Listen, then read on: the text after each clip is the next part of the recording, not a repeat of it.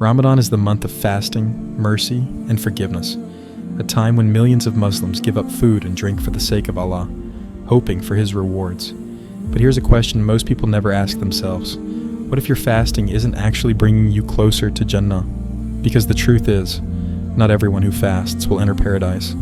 The Prophet Muhammad ﷺ warned us about this. He said, "There are people who fast, yet they get nothing from their fasting except hunger and thirst." That means it's possible to go through the entire month of Ramadan, fasting every single day, and still be deprived of Allah's mercy. Why? Because fasting is more than just staying hungry.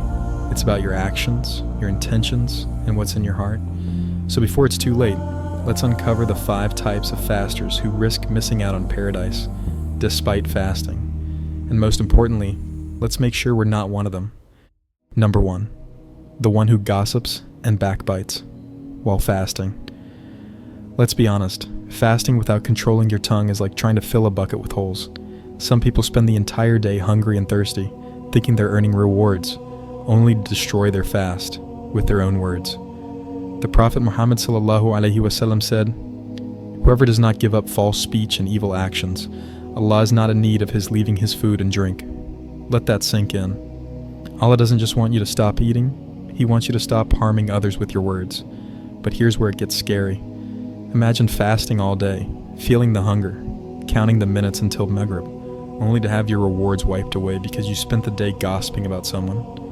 The Prophet ﷺ warned, a person may utter a single word without thinking, and because of it, they fall into the depths of hellfire. That means a single careless sentence can erase all the effort of your fasting. So before we speak, we need to ask ourselves, would I want this said about me? Would I say this if the person were here? Is this bringing me closer to Allah or closer to regret? Because the truth is, if our fasting doesn't stop our tongues from harming others, we're only starving ourselves for nothing. Number 2, the one who abandons Salah but still fasts. Here's a reality check. Fasting without praying is like building a house without a foundation. Some people take fasting so seriously.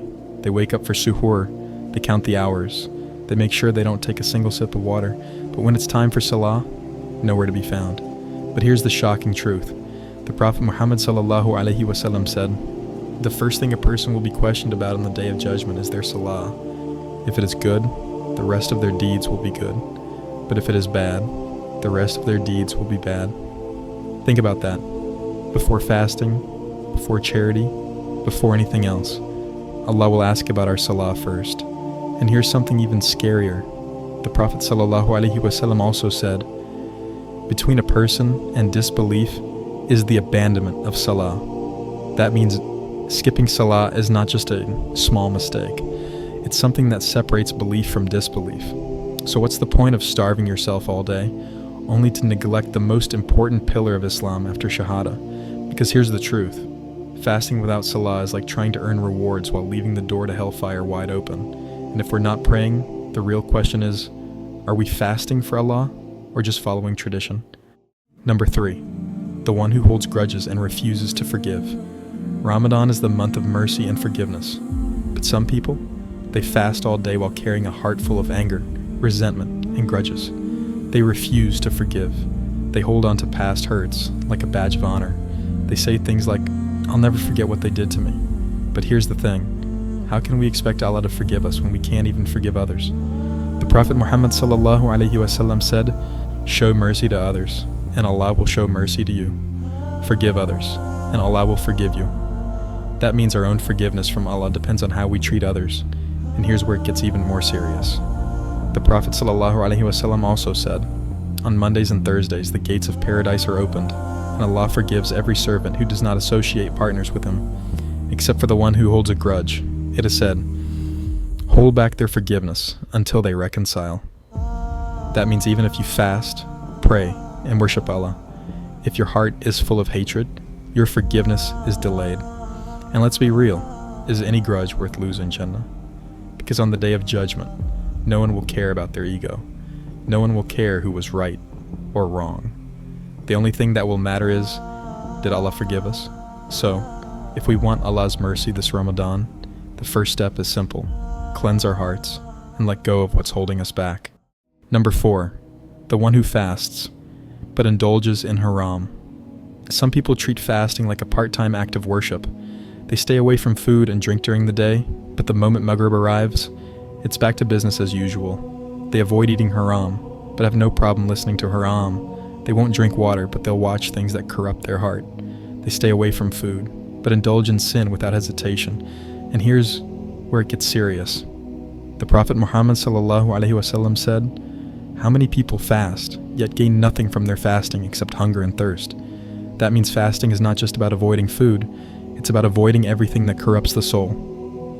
Allah also tells us in the Quran, do not approach immorality, whether open or hidden. Yet some people treat Ramadan like a game of temporary self-control. They behave all day, only to go back to their old ways the second the fast is over. But let's ask ourselves, are we fasting just to feel hungry? Or are we fasting to truly purify ourselves?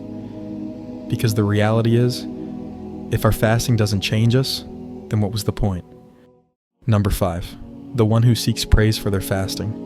Some people don't fast for Allah, they fast for attention. They want to be seen, admired, and praised. They make sure everyone knows how much they're fasting, how hungry they are, how tired they feel, as if Ramadan is a performance. Oh, I'm fasting today. I'm starving. You have no idea how hard my fast is. Look at me, I'm so pious. But here's the reality. If we seek praise from people, we lose the reward from Allah. The Prophet Muhammad ﷺ said, "Whoever does a deed to show off, Allah will expose their intentions on the Day of Judgment."